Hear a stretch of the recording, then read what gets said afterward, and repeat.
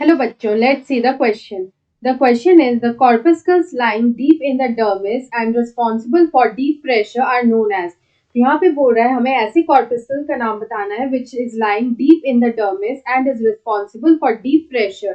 यहाँ पे option 1 is Pacinian corpuscle, option 2 is Meissner's corpuscle, option 3 is Merkel's disc and option 4 is Ruffini's endings. तो यहाँ पे हम लोग सबसे पहले लिखेंगे इस क्वेश्चन का की कंसेप्ट कि what is the key concept of this question. तो यहाँ पे हम लोग बोले तो यहाँ पे आता है मेजर जो कॉर्पस्कल्स होते हैं वो होते हैं four. Here major corpuscles are four which provide information to the central nervous system. ये स्पेशलाइज्ड होते हैं, these are specialised and they provide the information to the central nervous system. यहाँ पे ये सेंट्रल नर्वस सिस्टम को जो है information provide करते हैं। They provide information to central nervous system which is the CNS. CNS is also known as the central nervous system. तो यहाँ पे ये सेंट्रल नर्वस सिस्टम को तो है इंफॉर्मेशन प्रोवाइड करते हैं। इस तरह से फोर मेजर कॉर्पस्कल्स जो होते हैं वो प्रेजेंट होते हैं। तो यहाँ पे हम लोग फर्स्ट अगर देखें तो आता है पैक्सिनियन कॉर्पस्कल। तो यहाँ पे ये जो पैक्सिनियन कॉर्पस्कल होता है ये यहाँ पे कहाँ प्रेजेंट होता है। तो यहाँ पे अगर हम लोग बात करें तो these are present, these are हम लोग बोल सकते हैं दीज आर एम्बेडेड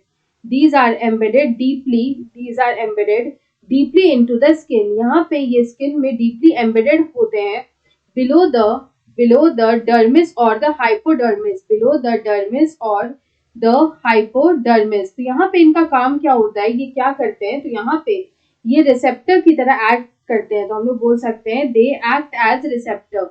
ये यहाँ पे रिसेप्टर की तरह एक्ट करते हैं। They act as receptor for pressure on the skin, skin पे जो प्रेशर होता है उसके लिए यहाँ पे ये एज अ रिसेप्टर एक्ट करते हैं। उसके बाद अगर हम लोग यहाँ पे अदर ऑप्शंस देखें तो यहाँ पे सेकेंड ऑप्शन में लिखा है मेसनर्स कॉर्पस्कल। तो यहाँ पे ये जो मेसनर्स कॉर्पस्कल होता है इसका यहाँ पे क्या काम होता है। तो यहाँ पे अगर हम लोग मेसनर्स कॉर्पस्कल की बात करें तो ये it is very sensitive to touch. यहाँ पे ये टच के लिए काफी ज्यादा सेंसिटिव होता है। It is sensitive to touch. उसके बाद अगर हम लोग यहाँ पे मर्कल्स की बात करें तो नेक्स्ट आता है थर्ड इज मर्कल्स डिस्क।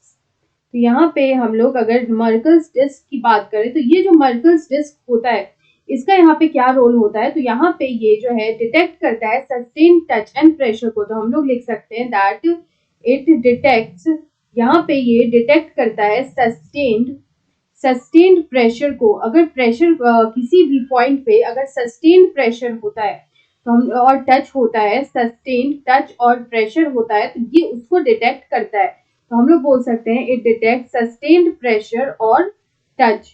उसके बाद यहाँ पे लास्ट हमारा आता है फोर्थ में रुफिनीज एंडिंग। तो यहाँ पे अगर हम लोग रुफिनीज एंडिंग्स की बात करें तो यहाँ पे रुफिनीज एंडिंग्स का क्या रोल होता है। तो यहाँ पे ये इसका रोल ये होता है कि ये प्रेजेंट होता है, इट इज प्रेजेंट इन, यहाँ पे ये प्रेजेंट होता है इन